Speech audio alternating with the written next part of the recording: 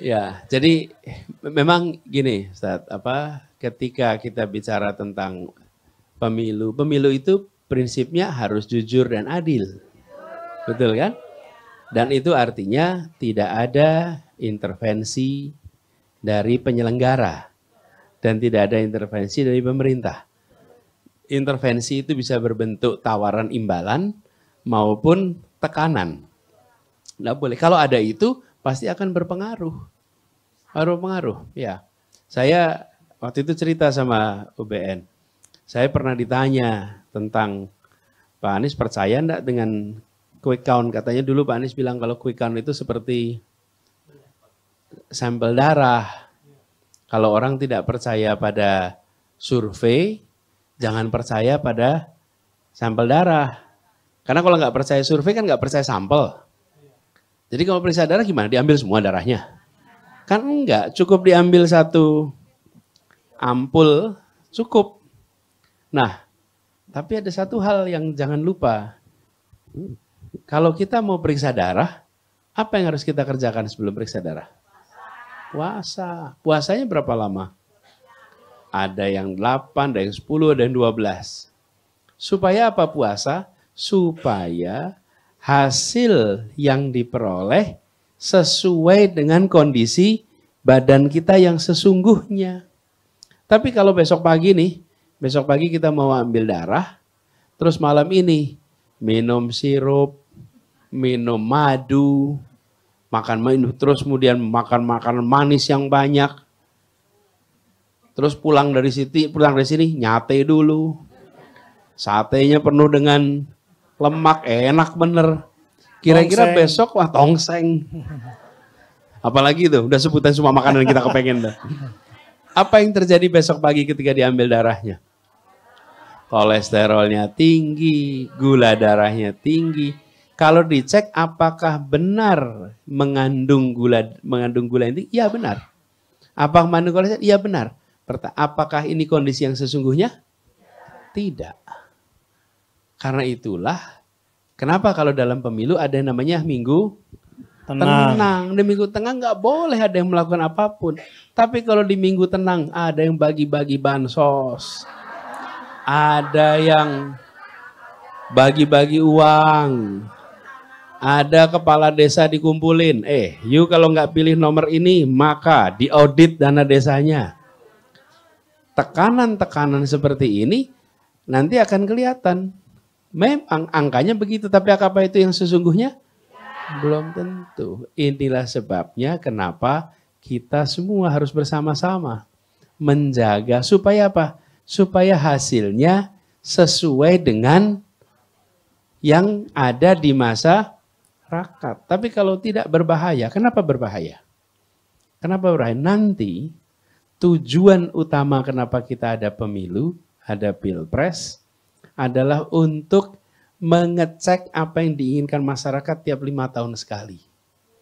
Tapi kalau yang diinginkan masyarakat itu diatur lewat tekanan, diatur lewat imbalan, maka yang muncul sebagai hasil tidak sesuai dengan yang sesungguhnya diinginkan rakyat. Perbedaan ini bisa menghasilkan krisis. Kenapa? Karena setiap suara diberikan itu artinya kepercayaan diberikan. Pemilu, pilpres itu cara mengkuantifikasi kepercayaan. Kepercayaan itu nggak bisa dihitung. Tapi dengan cara pemilu kepercayaan bisa dihitung. Kalau misalnya nih Ustaz Deden, Anies sama Ustadz Bahtiar ini 3 nih. Beliau dapat 100.000. Maka ini adalah 100.000 orang yang percaya pada beliau. Anies dapat 80.000. Maka Anies dapat 80.000 kepercayaan. UBN dapat 120.000. Maka UBN dipercaya oleh 120. Ini kita mengkuantifikasi. Mencoba kepercayaan itu jadi dihitung. Tapi nih, yang di tengah ini maksa. Ustadz Erik pastiin ya jamaahnya pilih saya. Kalau enggak awas ya. Dapat saya tambahan 100.000. Dapat saya tambah 20.000. Apa yang terjadi? Saya angkanya dari 80 jadi 180. Tapi 180 itu yang sebenarnya kepercayaan hanya 80. Yang 100 adalah bukan orang percaya. Di situ letaknya. Angkanya tinggi, saya angkanya jadi tinggi. Tapi kepercayaannya rendah. Di situ letak bahayanya. Lalu saya jadi terpilih. Karena saya jadi 180. Ketika saya 180, yang pada kumpul sih perasaan bukan dia gitu. Karena yang 80 itu yang percaya. Dan di antara 3 tadi saya yang paling rendah sebetulnya. 80, 100, 120. Tapi saya disuplai sama Ustadz Erik nih. Ada tambahan 100. Dan ini yang menyebabkan kenapa jadi berbahaya. Karena proses demokrasi yang seharusnya menghasilkan tingkat kepercayaan berubah menjadi tingkat jumlah suara. Dan jumlah suaranya tidak mencerminkan kepercayaan. Kebayang ya masalahnya? Nah, disitulah letak problem. Bisa menimbulkan namanya krisis kepercayaan. Kalau itu terjadi, maka kredibilitas saya bikin kebijakan, saya bikin langkah. Apalagi kalau teman-temannya Ustadz Erik tahu, sebetulnya itu suaranya si Anies tambahan itu. Orang-orang pada tahu, makin saya kehilangan kepercayaan. Itulah sebabnya kenapa jangan diintervensi demi kebaikan bangsa kita, demi kebaikan. Nah, ini memerlukan kesadaran.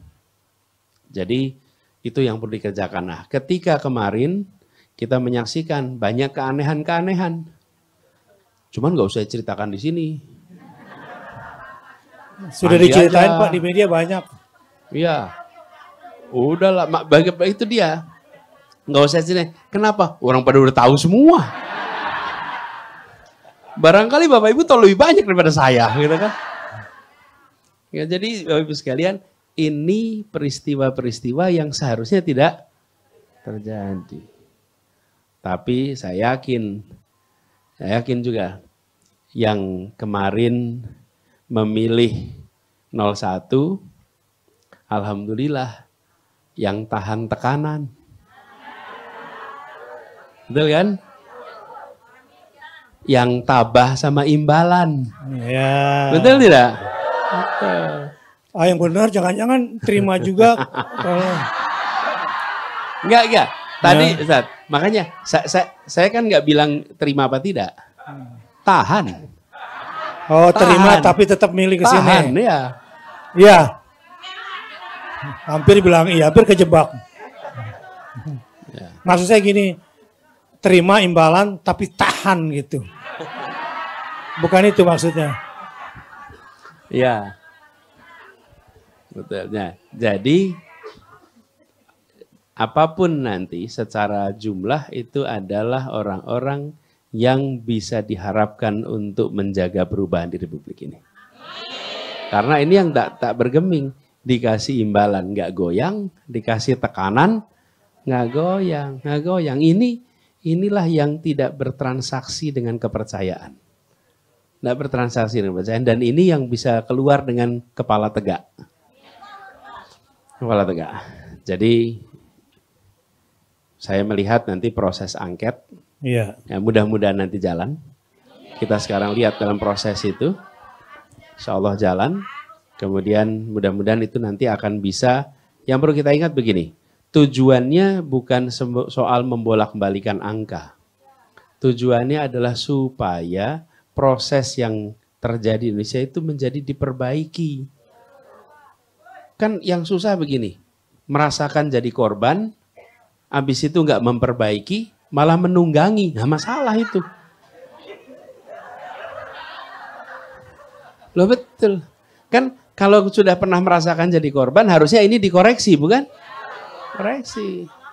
Tapi kalau tidak dikoreksi, malah justru repot. Nanti tidak akan pernah berubah Republik ini.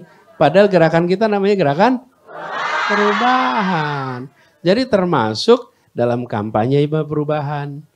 Cara melakukan pemilunya juga harus dilakukan perubahan. Kalau tidak, nanti ada begitu banyak praktek-praktek anomali seperti ini yang merusak sistem yang kita miliki. Ya, insya Allah pasti dilawan dulu. Insya Allah.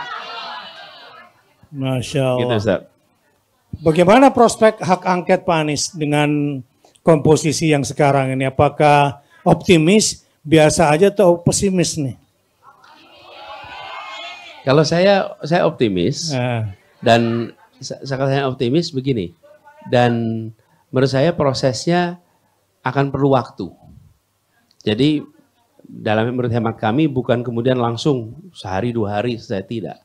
Kenapa? Pemilunya aja belum ditetapkan. Betul tidak? Jadi menurut saya kita harus mendorong, mendukung partai-partai yang akan melakukan hak angket. Didukung, didorong, diapresiasi. Dan tidak usah dikirimi dengan pertanyaan-pertanyaan dan fitnah-fitnah, jangan. Karena itulah yang akan menggoyahkan. Curiga si Anu kurang ini, jangan. Kita ini sering sekali. Waduh, kok ini belum ngomong, berarti ada masalah nih. Malah jadi masalah gitu. Iya. Jangan, dorong, berikan kepercayaan. Kami percaya akan dituntaskan. Kami percaya akan dituntaskan.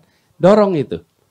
Kalau masyarakat mendorong, masyarakat melihat ini sebagai langkah positif, insya Allah partai-partai juga akan jalan. Dan saya cukup optimis bahwa ini akan bisa berjalan terus. Walaupun keputusannya kan bukan di calon, keputusannya ada di partai politik. Jadi kita serahkan pada partai politik. Tapi kami cukup optimis. Kenapa cukup optimis? Karena mereka pun menginginkan adanya perubahan.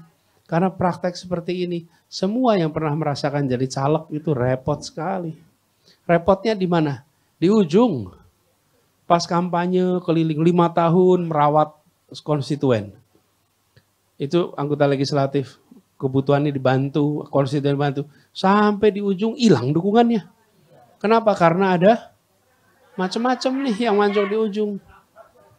Nah itu kan praktek-praktek seperti ini harus diperjuangkan koreksinya. Dan saya melihat hak angket itu bukan sekedar untuk mengkoreksi yang sudah kejadian, tapi untuk memperbaiki sistem. Kalau ada hak angket artinya apa? Nanti harapannya keluar dengan rekomendasi apa yang harus dikoreksi di dalam sistem pemilu kita. Dan yang mengatakan harus koreksi itu dewan. Kalau dewan bisa berujuk apa? Undang-undang, ada revisi aturan main. Nah, inilah yang sebenarnya kita berharap. Jadi bukan hanya menengok kemarin dikoreksi, tapi menengok ke depan.